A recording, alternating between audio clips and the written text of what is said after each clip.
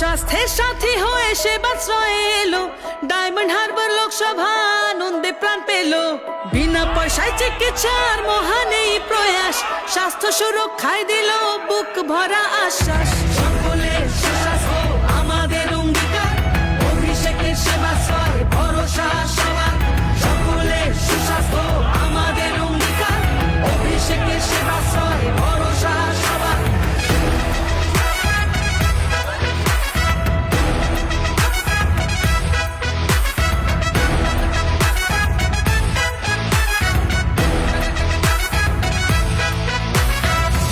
সেবাই শিব সেবার মন্ত্র মাথায় করে